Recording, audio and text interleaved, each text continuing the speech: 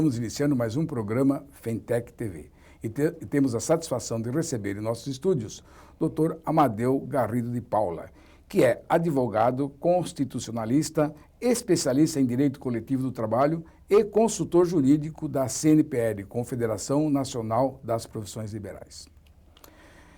Doutor Amadeu, nós conhecemos o senhor há aproximadamente 20 anos.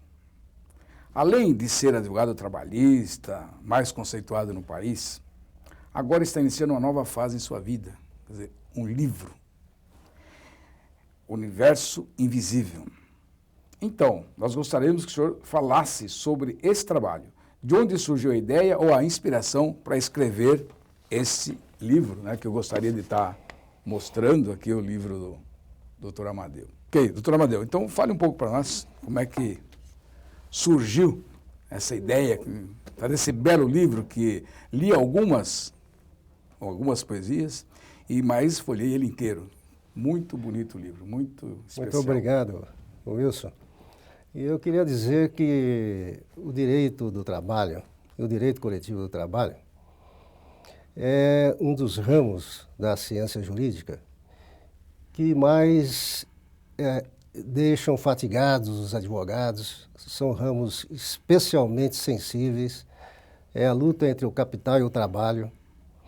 E você imagina anos e anos trabalhando em torno desses conflitos coletivos e de todas essas questões. Nós não abandonamos e queremos não abandonar nunca, jamais a advocacia. Mas consideramos que o Brasil vive um momento extremamente árido, um momento em que nós não temos nenhum respiradouro para o povo brasileiro. O povo vai às ruas, não tem propostas, não tem líderes, não tem rumos. E o país passou por uma fase aparentemente boa, em que havia condições de desenvolvimento, e depois verificamos que tudo isso, na verdade, não passava de um discurso demagógico.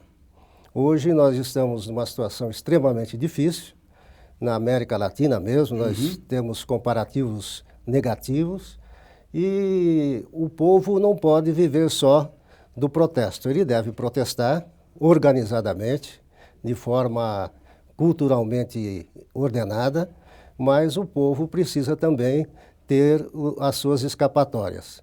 Foi com base nisso que nós nos inspiramos a escrever um pouco sobre a felicidade que hoje a Organização das Nações Unidas coloca acima do PIB como objetivo da humanidade, sobre o amor, enfim, sobre esses motivos poéticos, imaginários, muitas vezes mágicos até, que nos levam a um universo que nós não presenciamos em geral no dia a dia. Foi essa o nosso objetivo de passar aos leitores um pouco de tranquilizante. Foi isso. Certo. E vamos falar um pouquinho mais do livro, né? E aí dizendo, se alguém quiser ter esse livro, como é que a pessoa deve... Ele já se encontra disponibilizado no site da Livraria Cultura. Em pouco tempo deverá estar fisicamente disponível na Livraria Cultura e provavelmente em outras. E também podem entrar em contato conosco, que nós teremos todo o prazer em aproximar o livro do interessado. Muito bem. Nós gostaríamos que o senhor falasse também sobre algumas poesias. O que tem, qual que o senhor gostaria de destacar? Olha, nós temos várias, temos 172 poesias, e eu posso dizer que nós temos influências várias de vários poetas, e também dizer que nos últimos séculos, talvez 2 séculos, a poesia está em decadência. A poesia não é um instrumento da linguagem que efetivamente transmita aquilo que o povo merece ouvir. Então, diante disso, nós procuramos ter influências várias, e as poesias, então, são díspares, não são homogêneas, né? Não há um caminho definido, né? Não há uma ideologia definida para as poesias, elas são multifacetárias, né? Mas eu gostaria de ler pelo menos uma mais curtinha, que o tempo nos permita. Tudo bem, faz favor. Obrigado.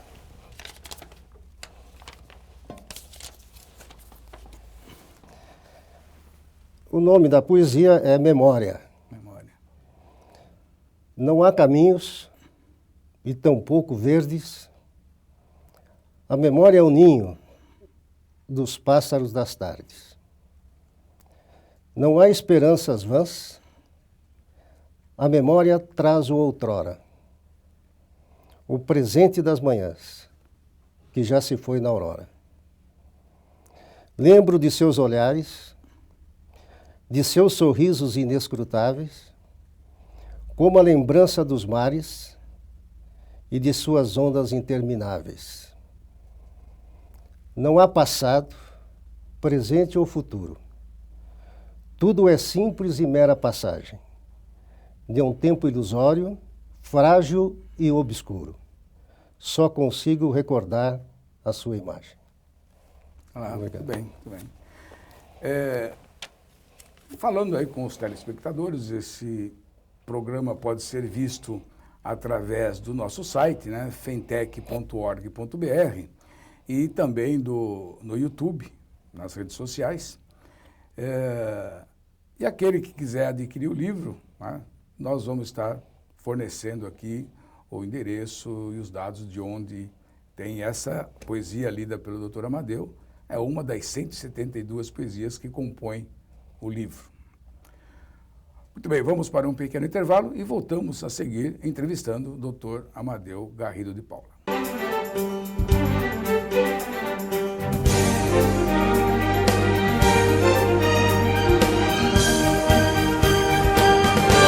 Olá, voltamos a apresentar o programa Fentech TV e continuamos a entrevista com o Dr. Amadeu Garrido de Paula. Dr. Amadeu, o senhor veio no nosso programa para falar do seu livro, mas nós não podemos deixar de falar sobre o seu trabalho, né?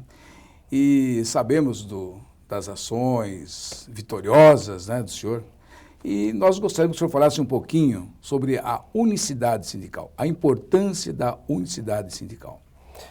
Olha, Wilson, nós estamos juntos nessa luta por direitos sociais, direitos sindicais, há muitos anos, como você bem sabe. E essa luta se iniciou muito antes da nossa Constituição de 1988.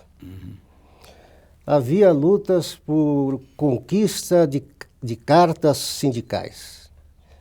Havia luta pelo FGTS. Havia entraves em torno dos problemas mais corriqueiros que hoje nós consideramos. Eu considero que os trabalhadores obtiveram uma grande vitória na Constituição de 1988. Mas ela é uma Constituição analítica, ou seja, ela é uma Constituição que traz uma série enorme de princípios. E muitas vezes são princípios contraditórios. Ora, quando os princípios constitucionais são contraditórios, o Supremo Tribunal Federal tem que dizer qual é o princípio que prevalece. Então nós temos, por exemplo, esse princípio que você lembrou, e muito bem, que é o princípio da unicidade sindical. Certo. Foi muito discutido no processo de Assembleia Nacional Constituinte. De um lado, se postavam aqueles que defendem a pluralidade sindical, e de outro se postavam aqueles que defendem a unicidade sindical. A pluralidade sindical significa que pode haver mais de um sindicato numa mesma base territorial. Por aí você tem uma enorme dificuldade em definir qual é o interlocutor legítimo, por exemplo, para uma negociação coletiva de trabalho. Nos Estados Unidos vigora esse princípio e os sindicatos ficam se digladiando por 3 ou 4 anos até definir, inclusive judicialmente, quem é que vai negociar. Enquanto isso, evidentemente, que o patronato fica numa situação muito privilegiada. A pluralidade sindical, sem nenhuma dúvida, enfraquece a luta dos trabalhadores. Tanto enfraquece que a proposta dos representantes econômicos, dos sindicatos econômicos, patronais, da Assembleia Nacional Constituinte, era de pluralidade sindical para os trabalhadores e de unicidade sindical para os empregadores. Então, isso significa que realmente a unicidade sindical leva a um fortalecimento das entidades. Porém, a Constituição estabeleceu uma restrição. O sindicato não pode ser inferior a um município. Então, nós não podemos ter a ideia de um sindicato distrital, um sindicato de bairros, etc. Essa restrição ficou. Mas ficou também o princípio da liberdade sindical, que, em princípio, se antepõe à unicidade sindical. Você fala em liberdade e, ao mesmo tempo, em unicidade. E toda a tarefa dos tribunais, nesses anos todos de jurisprudência, de interpretação, é de conciliar a liberdade sindical com a unicidade sindical. E é muito difícil isso. Por exemplo, o Supremo Tribunal Federal entendeu que o Ministério do Trabalho ainda tem poderes para definir se um sindicato pode ou não existir à luz da unicidade sindical. O voto foi do ex-ministro Sepúlveda Pertence, e ele dizia que fazia aquele voto e assim se pronunciava com muita preocupação, porque anteriormente nós tínhamos a Comissão de Enquadramento Sindical. Portanto, a título de preservar a unicidade sindical, o Ministério do Trabalho poderia voltar a ser um órgão discricionário, um órgão autoritário, impeditivo da criação de novos sindicatos. E, efetivamente, esse medo, ou esse receio, esse temor do ministro Pertence se concretizou. Porque hoje, para se formar um sindicato, numa base territorial que não tem sindicato daquela categoria, há toda uma formalidade enorme dentro do Ministério do Trabalho. O Ministério do Trabalho extravasa de todos os seus poderes, de todas as suas possibilidades institucionais, a título de preservar a unicidade sindical. Quando, na verdade, o Ministério do Trabalho deveria apenas dizer que, dentro daquela determinada base territorial, não pode haver um outro sindicato, porque já há um semelhante. Sim. Mas, na verdade, o Ministério define até o tipo do papel que você deve usar para fazer o requerimento do seu novo sindicato. Então, nós estamos ainda, apesar de todos os anos passados da Constituição de 88, em dificuldades para a organização sindical. E, correlatamente a isso, nós temos a questão da contribuição sindical, que é a forma de manutenção das entidades sindicais. Certo. Né? Que você sabe que é também difícil de ser definida à luz da Constituição, e nós estamos dispostos a falar sobre isso também. Mas a unicidade, voltando ao ponto fundamental, ela não pode deixar de existir. Deixando de existir, nós vamos ter a quebra total do sindicalismo dos profissionais brasileiros. Muito bem. Recentemente, o senhor foi autor de uma ação nesse sentido, vitoriosa. Nós gostaríamos que o senhor falasse alguma coisa sobre essa ação. Pois não. Nós tivemos recentemente uma experiência na condição de consultor jurídico e advogado contencioso da CNPL, de formação de uma nova Confederação Nacional de Profissões Liberais. A CLT, que é antiga, mas ainda traz dispositivos importantes, diz que denomina-se CNPL, a Confederação Nacional das Profissões Liberais. Certo. E formou-se uma nova confederação de profissionais universitários. Ora, a CNPL representa todas as profissões regulamentadas, como, por exemplo, a profissão do técnico industrial, do técnico agrícola, que não tem nível universitário, mas nem por isso deixam de estar dentro da CNPL, porque são profissões regulamentadas. Né? Diante disso, a Justiça acabou entendendo que o critério universitário, de qualificação universitária, não é um critério suficiente para se definir uma categoria profissional. Esse foi o aspecto nodal da decisão, que nos levou a afastar do mundo jurídico, e isso foi recentemente, essa nova confederação dos trabalhadores universitários. Porque não é a condição de universitário que faz a agregação sindical de uma categoria profissional. A agregação sindical se faz à luz de trabalho semelhante, de esforços semelhantes, de salários parecidos, enfim, de uma série de condições que a condição universitária não interfere. Portanto, a base da decisão foi essa e, enfim, a Justiça entendeu que os universitários, pelo fato de serem universitários, não formam categoria profissional. Evidentemente que formam sendo engenheiros, advogados, médicos e tal, mas enquanto engenheiros, médicos ou advogados, certo, não enquanto universitários. Foi essa a decisão e creio que seja uma decisão que deve durar por muitos anos.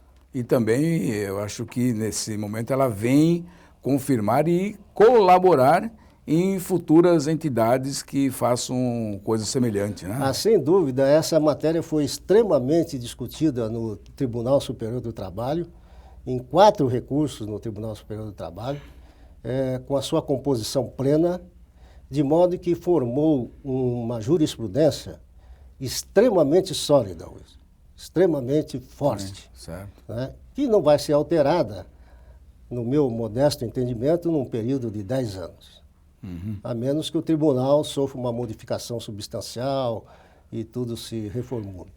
Mas, por hora, esse é o entendimento.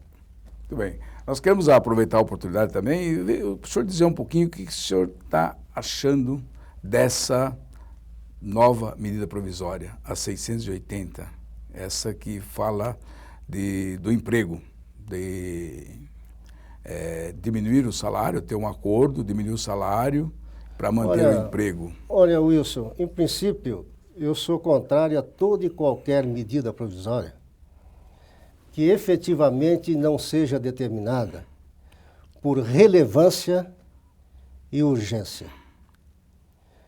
O terremoto é o exemplo mais claro disso. No entanto, o nosso direito constitucional padece de um terremoto de medidas provisórias constantes. De modo que você tem o presidente da República legislando de forma autocrática no país. E isso não vem apenas dos últimos governos, isso vem desde a promulgação da Constituição. Qualquer assunto é objeto de uma medida provisória. Então, em princípio, já discordamos disso. Isso deveria ser discutido com a sociedade civil, discutido no parlamento, até se ter uma posição em torno de uma situação tão grave como essa, de redução de salários, né, e redução de jornadas de trabalho.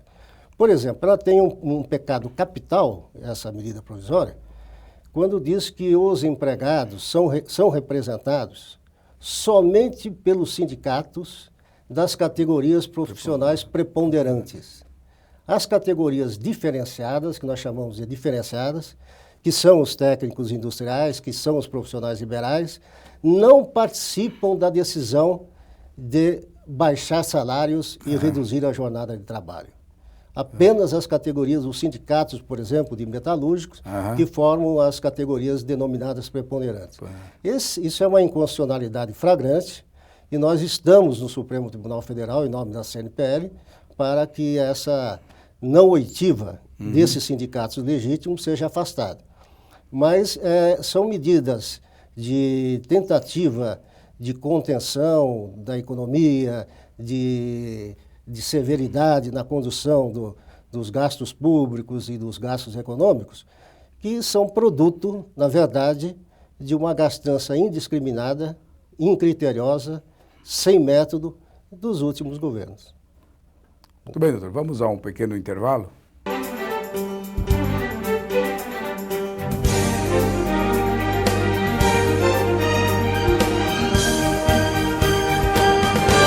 Olá, voltamos a apresentar o programa Fentec TV e continuamos a entrevista com o doutor Amadeu Garrido de Paula. Doutor Amadeu, o nosso programa, claro, as pessoas que assistem são os nossos técnicos, né? Das maiores audiências nossa, tal, que acessam o nosso site e tal, são os técnicos industriais. E esses profissionais não têm representação no sistema Confecreia. Não tem representação e hoje nós só temos obrigação, nós só pagamos, né? E a nossa luta hoje é pelo desmembramento do sistema Confecreia, ter o conselho próprio dos técnicos. Nós queremos que o senhor falasse um pouquinho da importância do técnico no desenvolvimento tecnológico e tal. Wilson, não há dúvida de que é uma esdrúxularia você pagar uma contribuição para uma entidade inexistente. Os técnicos têm uma função primordial dentro da sociedade. E aí nos leva a considerar também o mito que é a universidade no Brasil. Nós temos as piores universidades do mundo. As melhores universidades brasileiras figuram, quando muito, em pequeníssimos números, em números inexpressivos, dentro do ranking das faculdades.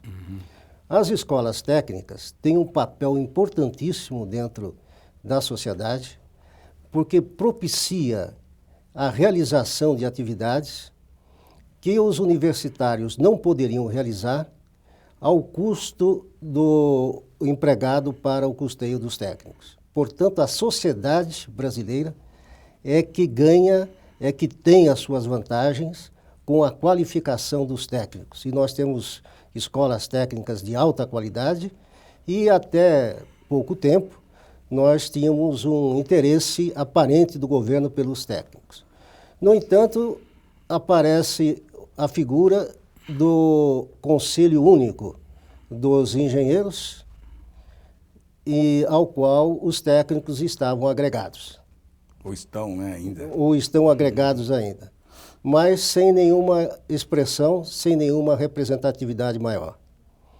Portanto, essa reivindicação de um conselho próprio dos técnicos é de fundamental importância. Os técnicos têm uma importância na sociedade inimaginável. Por exemplo, um técnico em habitação pode construir uma casa a um custo muito mais acessível aos trabalhadores, àqueles necessitados, do que um engenheiro. Mas, evidentemente, há uma luta de mercado e uma luta muito feroz de mercado. Não é? Mas nós temos que verificar a realidade brasileira. E a realidade brasileira é aquela em que você não tem pessoas que só podem construir castelos. As pessoas têm que construir de acordo com as suas possibilidades e os técnicos devem ter um nível de excelência tal que permita construir com segurança, com padrões arquitetônicos, e nós sabemos que tem, mas há uma luta de mercado muito grande. Eu espero que o projeto de lei que se encontra no Parlamento para aprovação do Conselho dos Técnicos seja rapidamente aprovado, porque se você tem uma lei de regulamentação, se você tem princípios norteadores da profissão, se você pode ser até punido no exercício profissional, não há nenhum sentido em você não ter um conselho fiscalizatório próprio. Né? Muito bem. Certo. Bom, vamos voltar um pouquinho ao livro, né? A gente falou de algumas coisas aí que são pesadas, né? Uma coisa, né? Então vamos suavizar o final do nosso programa. Então vamos falar mais um pouquinho do livro aí e que o senhor citasse aí uma das poesias dele aí, que para encerrar esse nosso... Pois não, eu agradeço muito e parabenizo o sindicato por essa oportunidade e também por essa iniciativa que não é comum entre os sindicatos, de ter um órgão de divulgação, de ter uma televisão para estabelecer os seus contatos. Isso é de extraordinária importância para nós realizarmos o sindicalismo civilizado e adiantado que queremos. Também vamos contar com o senhor em próximas oportunidades. Muito obrigado. Por favor. Por favor. Então eu vou me permitir ler mais um poema para, como sempre, em todo este livro, relaxar um pouquinho. Né? Amar é só amar. Eu sempre a amei e você sempre me amou. Quando nos conhecemos, tudo já estava traçado. Eu não decidi amá-la, simplesmente a amei. Não deixarei de amá-la, simplesmente a amarei. Assim como você me amará. Amar é um impulso, irresistível como um vulcão. Sua erupção destrói as rochas. As rochas sólidas desmancham-se no ar. Suas lavas mudam a história. O amor é a expressão selvagem da natureza transportada para os corações raros. Para o meu, para o seu, para os humanos que percorrem espaços desconhecidos. Seres estranhos que se entregam de olhos fechados à eternidade azul, de olhares que são luzes irresistíveis, como os vulcões que um dia despertam. Muito obrigado, Luiz. Muito bem, muito bem. Então, essas coisas, né? Nosso programa, ele faz essas coisas. Diversos assuntos são tratados, né? No próximo programa, nós vamos estar falando com uma cantora, compositora, né? Então, é isso que nós fazemos. Não é só as coisas pesadas, as coisas, né, do técnico, mas também trazemos outras coisas. Muito obrigado, doutor Amadeu, e contaremos com o senhor numa próxima oportunidade. Muito obrigado, estou às ordens.